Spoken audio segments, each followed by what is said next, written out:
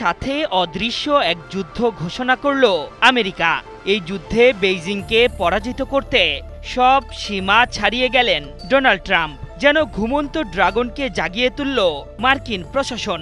নিজেদের ঘাড়ে নিঃশ্বাস ফেলা চীনের ওপর 100% শুল্ক আরোপের ঘোষণা দিয়েছে মার্কিন যুক্তরাষ্ট্র। তাদের এক সিদ্ধান্তেই মার্কিন শেয়ার বাজারে টালমাটাল অবস্থা, হেলে পড়বে বিশ্ব অর্থনীতিও। ট্রাম্পের এমন হঠকারী সিদ্ধান্তে মাস্টার মাইন্ড শি জিনপিং যে হাত গুটিয়ে বসে থাকবে না তা নিশ্চিত। গত মে মাস থেকেই দুই দেশের সম্পর্কের টানাপোড়েন ক্রমে আরও তীব্র হচ্ছে, যা এখন নতুন অর্থনৈতিক সংঘাতে রূপ নিচ্ছে। ব্রিটিশ সংবাদ মাধ্যম বিবিসি জানিয়েছে, আগামী নভেম্বর থেকে চীন থেকে আমদানিকৃত সব পণ্যের ওপর 100% শুল্ক আরোপ করবে আমেরিকা।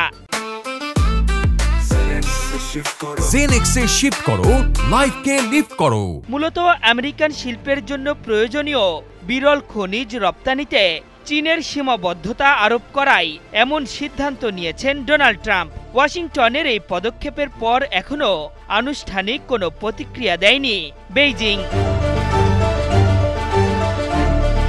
দ্বিতীয় মেয়াদে হোয়াইট হাউসের মসনদে বসার পর থেকেই চীনের দিকে নজর দিয়েছিলেন ডোনাল্ড ট্রাম্প। তবে নানা সময়ে দুই পক্ষের বৈঠকে তা এতদিন কার্যকর হয়নি। অবশেষে বছর জুড়ে নানা টালবাহানার অবসান ঘটিয়ে আক্রমণাত্মক এই সিদ্ধান্তে পৌঁছেছেন মার্কিন প্রেসিডেন্ট। বিশ্লেষকরা বলছেন, ট্রাম্প যে এমন কিছু করবেন তা আগেই জানা ছিল চীনের, আর এজন্য শুরু থেকেই চিপের জন্য বিরল খনিজের ওপর ব্যাপকভাবে কড়াকড়ি আরোপ করেছিল বেইজিং।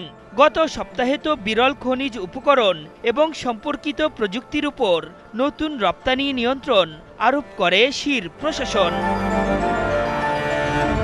চীনকে অর্থনৈতিক চ্যালেঞ্জের দিকে ঠেলে দেওয়ার মতো সিদ্ধান্ত এমন এক সময় এলো যখন অক্টোবরের শেষের দিকে শি জিনপিং এবং ডোনাল্ড ট্রাম্পের মধ্যে বৈঠকের সম্ভাবনা তৈরি হয়েছিল।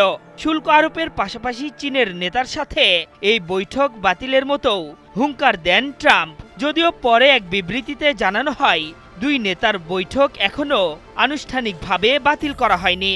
এর আগে অবশ্য রাশিয়ার অর্থনীতিকে সচল রাখার ভূমিকার অজুহাতে চীনের ওপর শুল্ক আরোপের হুঁশিয়ারি দিয়েছিলেন মার্কিন প্রেসিডেন্ট। তখন না হলেও এবার সেই পথেই হাঁটলেন তিনি।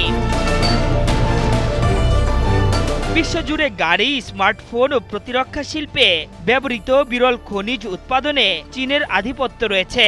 বছরের শুরুতে ট্রাম্প যখন বেইজিংয়ের ওপর শুল্ক আরোপের হুমকি দেন, তখন চীন এসব খনিজের রপ্তানিতে সীমাবদ্ধতা আনে।